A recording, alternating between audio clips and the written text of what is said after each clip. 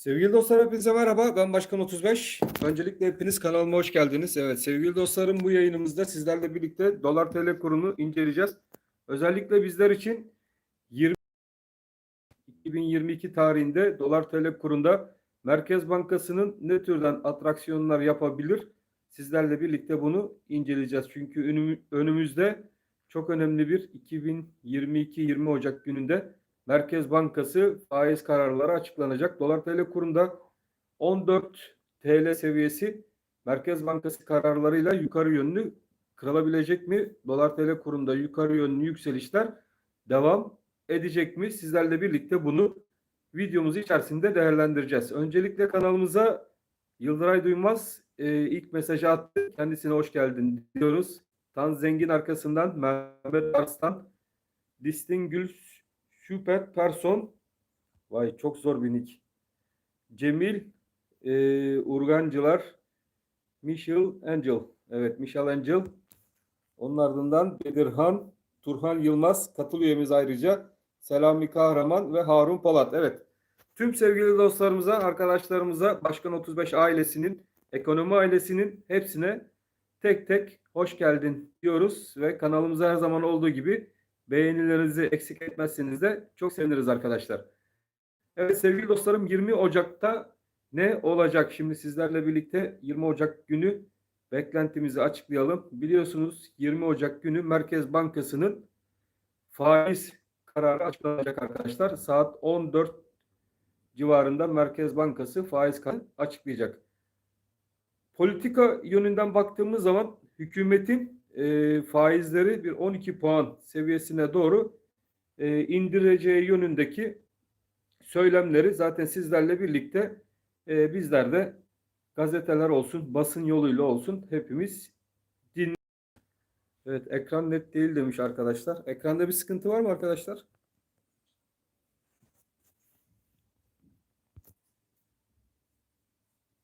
Evet, Hasan Celal Dahan yükselecek mi demiş. Evet Hasan, şimdi bununla ilgili bir analizimizi yapacağız. Haftalık kapanışlar da geldi sevgili dostlarım. Haftalık kapanışlara da bakacağız. Dolar TL kurunda haftalık kapanış 13.52 seviyesinden bir kapanış geldi. Bizler için bu hafta itibariyle hangi seviyeler kritik, hangi seviyeleri takipte kalmalıyız? Şimdi bunları sizlerle birlikte değerlendireceğiz. Evet, Samet Full HD görüntü demiş. Evet, görüntüde de herhangi bir sıkıntı gözükmüyor zannedersem. Evet, dolar TL kuru haftayı 13.52 seviyelerinden kapattı sevgili dostlarım. Dolar TL kurundaki 13.52 seviye bizim beklentilerimiz olan 13.29 seviyesinin üzerinde bir kapanış. Bu seviye üzerinde kalındıkça zaten dolar TL kuru bizim için hala güçlü durmaya devam edecek arkadaşlar. Dolar TL kurunda 13.29 13.10 bölgesi bizler için neden önemli? Bizler için yükseliş, özellikle yükseliş trendinin devam ettiği bu seviye aşağıdan yukarıya doğru çektiğimiz trend çizgisinin alt tarafından geçen bölge 13.10 seviyesi üzerinden geçmekte sevgili dostlarım. 13.10 seviyesi üzerinde de dolar TL kuru tutunmasına devam ettiği müddetçe hala yükseliş trendinin devam ettiğini bizlere gösteriyor. Bu yükseliş trendi içerisinde de 14 TL civarının artık bizler için güçlü bir direnç bölgesi şeklinde burada direndiğini sizlerle birlikte zaten takip ediyoruz. İşte 20 Ocak 2022 gününün önemi tam da burada kendini gösterecektir. Buradaki üçgenin artık son bölgelerine yaklaşmış durumdayız arkadaşlar. Buradaki üçgenin sonlarına yaklaşıldıkça da dolar TL kurunda özellikle gelecek bir faiz indirimiyle birlikte, indirim kararıyla birlikte bakın indirim gelecektir demiyorum. Burayı çünkü karıştırmamak lazım. Eğer ki bir indirim tekrardan faizlerde bir indirim kararı gelir ise buradaki 14 TL seviyesi dolar TL kurunda yukarı yönlü kırılma ihtimali de oldukça fazla arkadaşlar. Bu 14 TL civarını dolar TL kurunda Merkez Bankası'nın faiz indirme kararı çıkar ise yukarı yönlü kırılması durumunda Burada dolar TL kurunda tekrardan yukarı yönlü bir yükseliş trend kanalı dolar TL kurunda görmeye başlarız arkadaşlar. O da bizler için 15-20 seviyesine doğru dolar TL kurunda yukarı yönlü tekrardan bir atak başlaması anlamı taşıyacaktır. O yüzden Merkez Bankası'ndan gelecek karar bu hafta çok önemli olacak. Merkez Bankası zaman hükümet kanadından, daha doğrusu Merkez Bankası tarafına baktığımız zaman arkadaşlar, Merkez Bankası'nın faizleri 12 puan civarına çekmek istediğini hep birlikte sizlerle birlikte takip ediyoruz ve Merkez Bankası bu faizleri 12 puan seviyesine indirecektir diye de düşüncemiz var. Bu neticede Merkez Bankası'nın önünde bir 200 bas puanlık daha bir faiz indirme olduğu düşüncesindeyim. Bu marjını da sürdürmeye devam edeceği ve bunun neticesinde de dolar TL kurunda 14 TL civarının yukarı yönlü kırılacağı yönündeki beklentim devam etmekte. Ayrıca Merkez Bankası tarafından bankalara yapılan 21 Ocak tarihine kadar dövizlerin %10'unu bozduğu vardı. Buradaki açıklamada Nisan ve Temmuz ayına ertelendi arkadaşlar. Bankaların 21 Ocak gününe kadar döviz hesaplarında %10 civarında bir bozma yönüne gitmeleri yönündeki karar Nisan ve Temmuz aylarında %10, %10, %20 civarına denk gelecek şekilde ertelenmiş durumda. Bu da bankaları bir nebze de olsa rahatlatmış görünmekte. Bununla birlikte de gene yukarı yönlü hareketlerde bankaların da bu rahatlık nedeniyle arkadaşlar daha üst seviyelerden elindeki dövizleri bozdurma yönüne gidebileceklerini ben düşünmekteyim. İlk etapta bizler için günlük bazda dolar TL kuruna baktığımız zaman 14 lira üzerinde 15-21 seviyesi olarak gözükmekte. Dikkat edilecek ve tekrardan bir üst zorlayacak seviye olarak 15-21 seviyesinden geçen direnç dikkatli bir şekilde takip edilecek ve 14 seviyesinin yukarı yönlü kırılmasıyla birlikte. 13-10 dediğim gibi hala bir kuvvetli bant aralığı dolar TL kurunda 13-10 aşağısı yukarıda da 14 TL. Bu iki 1 liralık bir bant marjı arasında dolar TL gitgeller yapacak. Şimdi dolar TL kurunda bizler nerede panik yapmalıyız şeklinde bir soru sizler tarafından mutlaka gelecektir. Bence şu yükselen çizgisi arkadaşlar, şuradan geçen yükselen aşağı yönlü kırılmadığı sürece dolar TL kurunda bir panik yapmaya, yatırım tavsiyesi olmama koşuluyla herhangi bir panik yapmaya gerek olmadığını düşünmekteyim. Eğer ki şuradaki trend çizgisi yukarı yönlü giden yükselen trend çizgisi aşağı yönlü kırılır ise işte o zaman dolar TL kurunda bir miktar pozisyonlarda azaltım yönüne gidilebilir ki daha aşağılardan alım yakalayabilmek için. Fakat orası kırılmadığı müddetçe, oradaki alan kırılmadığı müddetçe herhangi bir panik yapılacak seviye ben dolar TL kurunda görmüyorum. Haftalık bazda gene dolar TL kurunu inceleyecek olursak haftalık bazda özellikle dolar TL kurunda önemli olacak bir seviye bizler için 12.70 seviyesi. Evet, şuradan geçen 12.70 seviyesi. Yani o haftalık bazda kimler takip edebilir? Orta bazlı dolar yatırımı olan arkadaşlar için. Buradaki 12.70 üzerinde her kapanış dolar TL kurunda orta bazlı olarak arkadaşlar 16.20 band aralığında çalışacak bir dolar TL kurunu hala güçlü tutar. Yani 12.70 üzerinde haftalık kapanışlar olduğu sürece haftalık bantta, yani orta bant seviyesinde dolar TL kurunu takip edenler 16-20 seviyesini bekleyebilirler. 12-70 seviyesi kırılmadığı müddetçe. Daha uzun bazda Aylık bazda dolar TL'yi takip eden arkadaşlar için ise kuvvetli destek bölgesi aylıkta 12-24 seviyesinden geçmekte.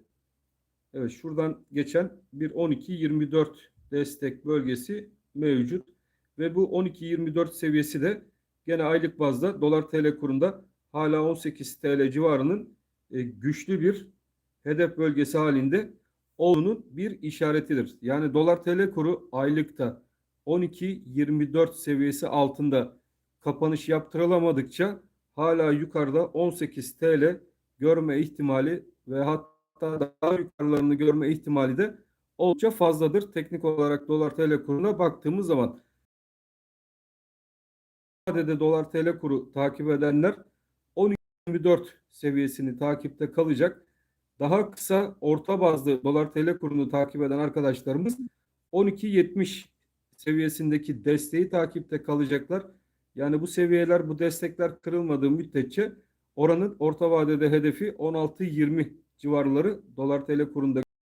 Kısa vade dolar TL kuru takip eden arkadaşlarımız ise 13.26 kısa vadeli 13.10 ve 13.26 destekleri, bu destekler üzerinde kalındıkça da yukarıda 14 direnci ve 15.21 dirençleri dikkatle takip edilecek önemli seviyeler şeklinde dikkatli bir şekilde izlenmeli arkadaşlar. 2022 yılı içerisinde ise dolar TL kurunda hangi seviyeler görülebilir? Bir kere 2022 yılı içerisinde Fed'in yapacağı faiz arttırımları dolar endeksi için çok önemli olacak. Ayın 25 ve 26'sı gene dolar TL kurununla ilgili Powell'ın yapacağı açıklamalara dünya bu açıklamaya kilitlenecek. Çünkü bütün dünyanın dolar bazında beklediği açıklama Powell'ın ağzından çıkacak olur ise, yani bizler kısa bir zaman içerisinde Mart ayı olur, Şubat olur veya Ocak ayı olur, bu aylar içerisinde faiz arttırımına tekrardan başlayacağız ve bunu yapmak için de varlık alımlarında bir an önce para kısıtlaması yönüne de gidileceğiz şeklinde bir açıklama gelir ise dolar TL kuru bu sefer globalde de çok güçlü olacağından dolayı, yani orta ve uzun vadede dolar TL kuru her zaman gücünü koruyacaktır. Bizler her ne kadar da içeride faiz indirimine gitsek de arkadaşlar, ileriki günlerde faiz arttırımına maalesef ki ihtiyacımız bolca olacak. O yüzdendir dolar TL kuru uzun kalacak olan arkadaşlar için 12-20 seviyesi altına inilmedikçe hala bu aylıkta 18 seviyesi ve üzerleri şeklinde diyelim, beklenti hala bozulmamış gözükmekte. Yani 18 liradan, 16 liradan, 17 liradan alım yapmış olan arkadaşlar e, üzülmesinler. Mutlaka bu seviyeler orta vadede verdiğim destek seviyeleri kırılmadığı müddetçe her zaman hedefte duracak seviyelerdir. Benzin fiyatları, motorun fiyatları, gıda fiyatlarına baktığınız zaman piyasalarında zaten artık 18 liradan doları fiyatladığı ve bu fiyatlardan da kimsenin geri dönmediği gözükmekte. Hepiniz alışverişe gidiyorsunuzdur zaten ailelerinizle birlikte. Ben de gidiyorum. Marketlerdeki fiyatlara baktığım zaman hiçbir fiyatında hiçbir şekilde geri düştüğünü görmüyorum arkadaşlar. Yani dolar şu an 13.50 civarlarında gezinse de marketlerdeki elektrik fiyatlarındaki, gıda fiyatlarındaki hiçbir fiyatın, konut fiyatlarında veya araba fiyatlarında olsun, hiçbir fiyatın 13 liradan piyasa tarafından fiyatlanmadığını görüyoruz. İlerleyen günlerde şöyle bir risk de doğabilir. Yüksek enflasyon aşağı yönlü düşürülemez ise arkadaşlar, bir alım gücündeki zayıflamayla birlikte bir durgunluk süreci içerisine girilme olasılığı da oldukça yüksek. Yani bir stagflasyon olayı maalesef ki kaçınılmaz olabilir. Yani fiyatlar yukarı gidiyor. Fiyatlar yukarı gittiği zaman aşağıya düşmüyor. Fakat halkın alım gücü olmadığından fiyatlardan kaynaklı olarak alışveriş yapamamasından kaynaklı piyasada bir durgunluk başlıyor. Yani bir resesyon, bir stagflasyon dönemine girilmesinden dolayı da maalesef ki bu da piyasada daha çok iş yerlerinin kapanmasına ve işsizliğe sebebiyet verecek olan maliyet kısıtlama yönünde şirketlerin taşıyabilir. Evet, Merkez Bankası'nın pas geçmesi durumunda ne olabilir? Merkez Bankası'nın pas geçmesi durumunda da ben herhangi bir değişiklik olacağını zannetmiyorum. Dolarda bir miktar geri çekilme olsa, yaşansa bile buradan tekrardan geri çekilmelerin alım fırsatı olarak vatandaşlar tarafından değerlendirileceği ve doların tekrardan yukarı yönüne devam edeceğini maalesef ki düşünmekteyim arkadaşlar. Globalde de baktığımız zaman şartlar ve koşullar e, dolardan yana gözükmekte. Dolara ana vatanına baktığımız zaman enflasyonun oldukça yüksek olmasından kaynaklı 39-40 yılın en büyük enflasyonu ABD tarafında görüldü. Bu enflasyonla birlikte ABD daha fazla risk almak istemeyecektir. Hem politik hem siyasi bakımdan bir an önce faizleri yükseltme yönüne gideceği yönündeki düşüncelerim değişmiş değil. Zaten Powell da artık %2 enflasyon inadından vazgeçmiş görünüyor. O da enflasyonun kalıcı olduğunu kabullendi. Powell'ın kabullenmesi, üyelerin de birçoğunun artık faiz arttırımına gidilmesi yönündeki oylarını da bu yönde kullanacaklarından şüphem benim de kalmadı artık. Bunu da zaten basından okuyoruz arkadaşlar. Bütün bunların neticesinde ilerleyen günlerde orta vadede yani dolar TL kurunu e, maalesef ki gelişmekte olan ülkeler daha sert bir şekilde yaşayacaktır diye düşünmekteyim. Evet arkadaşlar yumurtanın kolisi 40 lira demiş Suat arkadaşımız. Evet maalesef ki yumurtanın kolisi 40 liralara dayandı. Hakan Ayan 200 baz inecek demiş bence Merkez Bankası. Evet benim de düşüncem Hakan arkadaşımızınki gibi Merkez Bankası'nın bir 200 baz puanlık da indirim marjı olduğu yönünde ve bunu Merkez Bankası mutlaka değerlendirecektir. Buradaki hükümet söylemlerine baktığımız zaman hiçbir şekilde faizle ilgili düşüncelerle kimsenin Sayın Nebati'nin yanına gelmemesini istediğini biliyoruz. Daha önceki politikalara gene baktığımız zaman eski Maliye ve Hazine Bakanı'nın da faizlerle ilgili düşüncesinden dolayı görevinden ayrıldığı, zaten bunu da kamuoyu tarafından herkesin bildiği bir olay. Yani hiçbir şekilde hükümet bence tabii bu benim düşüncemdir. Faiz indiriminden vazgeçmeyecektir. Bunu 12 puan seviyesine çekene kadar da faizlerde indirim yoluna gidecektir. Reel faizlere baktığımız zaman mevduat faizlerinde yalnız söylenildiği gibi politika faizinin dışında faizler uygulandığı da gözden kaçmıyor.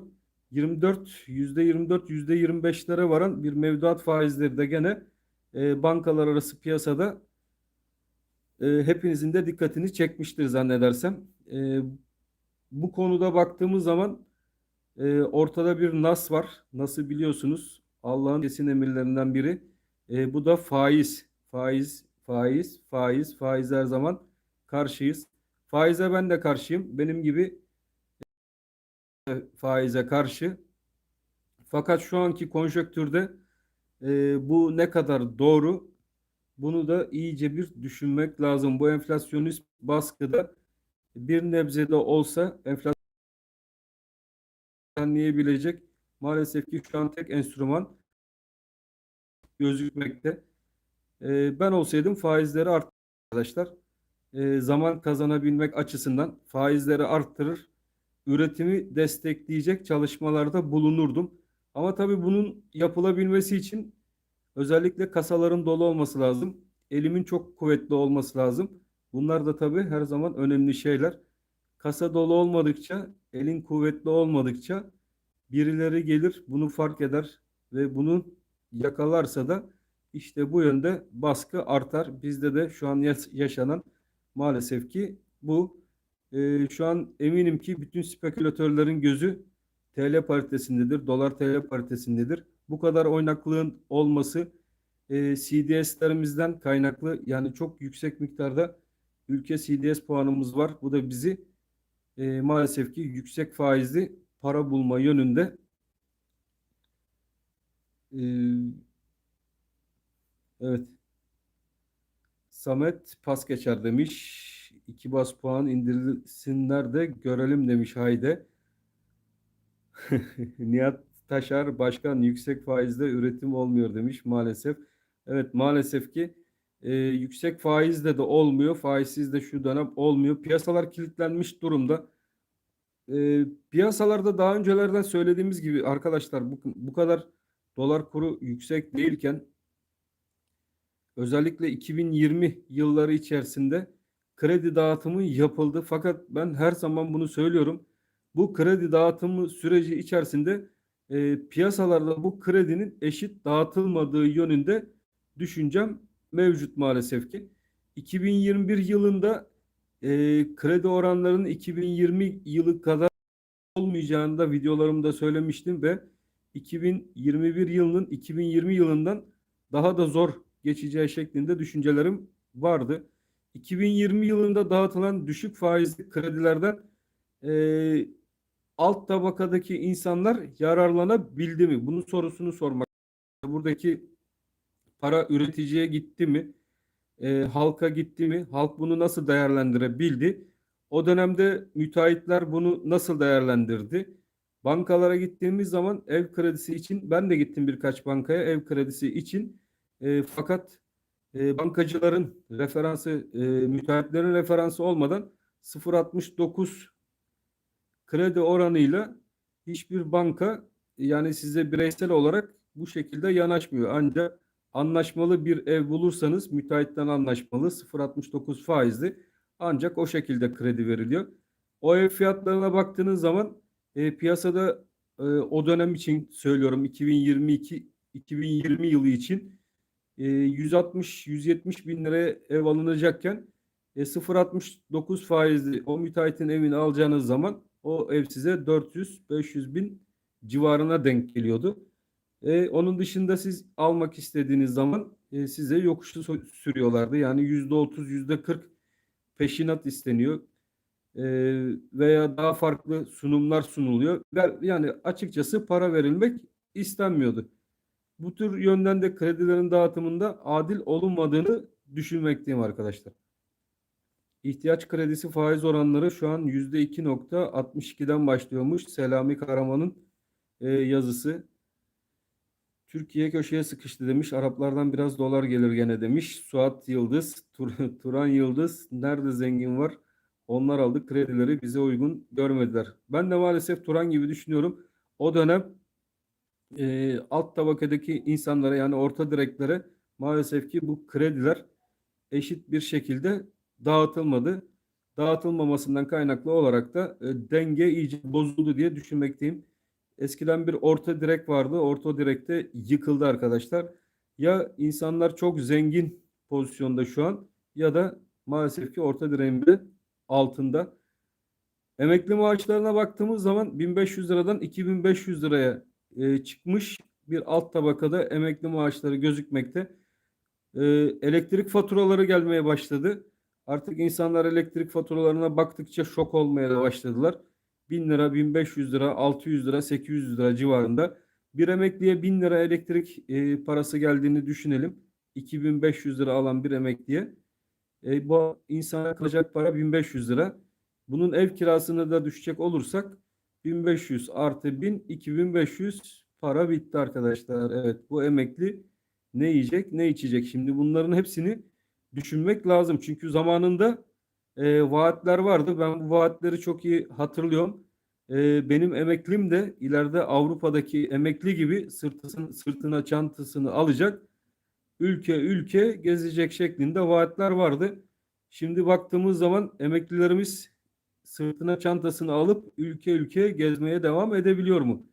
Bu soruyu bir emekli arkadaşlarımıza sormak lazım. Veya yani ülke ülke gezmeyi bıraktım ben. Bir vapurla karşıdan karşıya gidebiliyor mu acaba şu anki durumda? Onları da bir düşünmek lazım. Evet. Bu arada EYT'lilere verilmiş sözler vardı. EYT'li arkadaşlarımızın verilen sözleri de unutmuş değilim. Kanalımda sık sık takip edeceğim. İnşallah EYT'li arkadaşlarımızın sorununa da bir çare bulurlar. Fakat zamanında EYT'li arkadaşlar için de sözler verilmiş çıkartılacağına dair. Daha sonradan nedense bu arkadaşlara verilen sözden cayılmış. Bu kişilere de çift dikiş olarak bakılmaya başlanmış. Ama biz bazı yöneticilere baktığımız zaman maşallah 4 yerden, 5 yerden, 6 yerden maaş alanlar, bunlar niye çift dikiş olmuyor, 3 dikiş, 4 dikiş olmuyor? Bunları da sorgulamak lazım. Arkadaşlar bazı şeyleri sorgulamak lazım. Yani koyun olmamak lazım. Ee, Bizim seçtiklerimiz bize hizmet için varlar. Tabii biz bunların karşılığını soracağımız yer her zaman sık olmalıdır. Sandık dışında da hiçbir yola başvurulmamalı diye düşünüyorum. Bu çok önemli. Eğer ki sizin isteklerinizi karşılayamamışsa seçtikleriniz, bir dahaki sonraki sandıkta bunun cevabını verebileceğiniz en güzel yerde sandık olacak.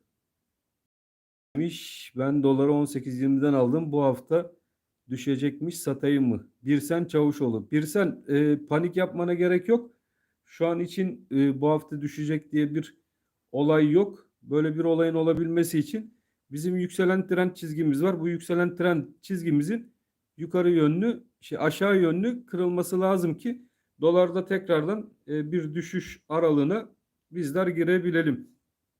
Buradaki aralığımızda zaten 13.10 seviyesinden geçmekte. Bu 13.10 altında bir kırılım olmadığı müddetçe bu trend çizgimiz kısada hala çalışıyor. Burada bir herhangi bir kırılım olmadı. Ayrıca şu alan, bakın arkadaşlar, şuradaki alan da iyice daraldı. Bu alan Merkez Bankası'nın atacağı adımlar neticesinde bir yön bulacaktır. Şu an sıkışma 13 ile 14 TL arasında gözükmekte. 14 TL'yi yukarı kırması durumunda yukarı yönde 15, 20, 16 seviyelerine doğru bir hareket yaşama olasılığımız var. 13-10 altında da bir aşağı yönlü tekrardan 12.80, 12.70 seviyesine doğru bir gerileme yaşayabiliriz. O yüzden panik yapılacak herhangi bir durum yok. Buradaki üçgen kırılmadıkça da artık dolarda biz ne yukarı yönlü bir hareket teknik olarak söyleyebiliriz, ne de aşağı yönlü bir hareket teknik olarak söyleyebiliriz. O yüzden sizler de panik olup ne elinizdekini satın. Seviyeler önemlidir. Bu teknik seviyeleri takipte kalacağız. Ayrıca günlük kapanışlarda gene bu hafta itibariyle dolar TL kurunda 13.25 seviyesi bizim için önemli bir seviye. 13.25'i günlük kapanışlarda dikkatli bir şekilde takipte kalacağız. Bu seviye altında da ne kuvvetli bir destek 13.10, 13.25. İki günlük kapanış birbirine yaklaştı. Özellikle yükselen trend çizgimiz bizim destek olacak bölgemize de çok yaklaştı. Biz 13.25 kapanışı değil de 13.10 destek kapanışına odaklanmamız daha iyi olur arkadaşlar. Çünkü sıkışma yukarı yönlü gerçekleştiğinden dolayı, şuradaki üçgen içerisinde gerçekleştiğinden dolayı 13.10 seviyesine odaklanmamız, hatta 13 TL civarlarına bile odaklanmamız daha iyi olacaktır. Makas aralıklarından dolayı, makas farklarından dolayı da aradaki oranlar çok farklı. Stop bölgelerinizi özellikle manuel yapmaya çalışın arkadaşlar. Manuel yapmadığınız sürece bankalar stoplarınızı patlatabilir. Çünkü makas aralıklarını çok fazla açıyorlar. Bu makas aralıklarından kaynaklı olarak stop bölgeleriniz bu seviyeye görülmemiş olmasına rağmen patlayabilir. O yüzden manuel takip edin. Dolar yükselir mi? Davut Davut Özagar sormuş. Dolar yükselir mi? Evet, dediğim gibi Davut, dolarda 14 lirayla 13 lira arasında bir sıkışma var. Yönü bu hafta Merkez Bankası belirleyecek gibi gözüküyor. Seviyeyi tam bu aralığa getirdiler. Bu aralıkta artık dolar TL kurunda kırılım mı olacak yoksa yukarı yönlü bir hareket mi olacak?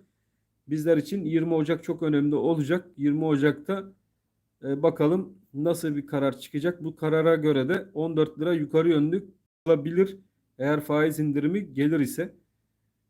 Faiz indirimi gelmez ise dolar TL tekrardan bence 13 ile 14 arasında gene git geller yapacaktır arkadaşlar. Hiçbir sonuç değiştirmeyecektir. Sadece benim düşünceme göre bir faiz arttırımı gelir ise dolar TL o zaman bir güçlenme, TL'de bir güçlenme, dolarda bir zayıflanma bizler okuyabiliriz. Onun dışında herhangi bir harekette aşağı yönlü ben hareket beklemiyorum. Sadece olursa ani biliyorsunuz satışlar geliyor. Bu satışlar bizden habersiz gelen satışlardan dolayı gerilemeler olur ise bu gerilemelerden dolayı da geri çekilmeler oluyor. Fakat bunlar kalıcı olamıyor arkadaşlar. Önemli olan bu satışların bir kalıcı hal alabilmesi. Fakat bu satışlar kalıcı bir hal alamadığından dolayı dolar kuru da maalesef ki hala da güçlü seyrini devam ettiriyor. Gram altın ne olur demiş Veli. Veli gram altına da bakalım hemen o zaman.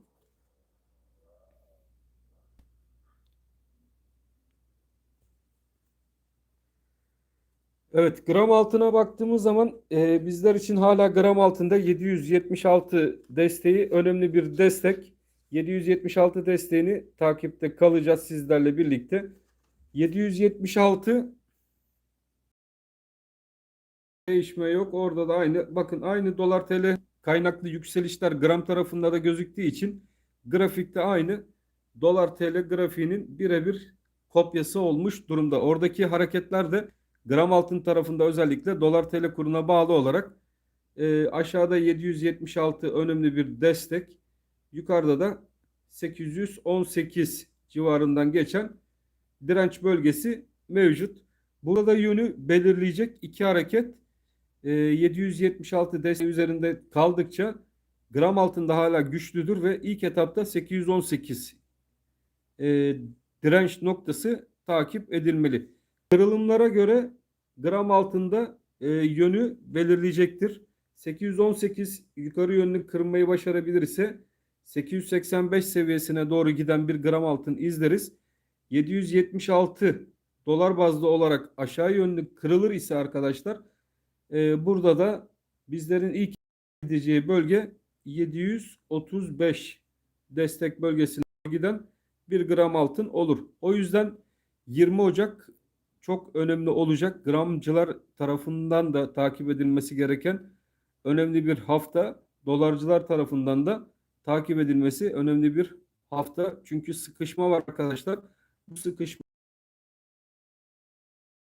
bizler hangi yönün devam edeceğini sizlerle birlikte takip edeceğiz. Ben de sizlerle birlikte bu seviyeleri zaten takipteyim. Hiç merak etmeyin. Her zaman yanınızdayım. Günlük olarak gene analizlerime devam edeceğim. Ve günlük kapanışları sizlerle birlikte aşağı yönlü mü yukarı yönlü mü seyrin devam edebileceği ile ilgili videolarımıza devam edeceğiz. Şimdilik bu videomuzu da burada keselim arkadaşlar. Ben hepinizi çok seviyorum. Hepiniz Allah'a emanet olun. Hoşçakalın arkadaşlar.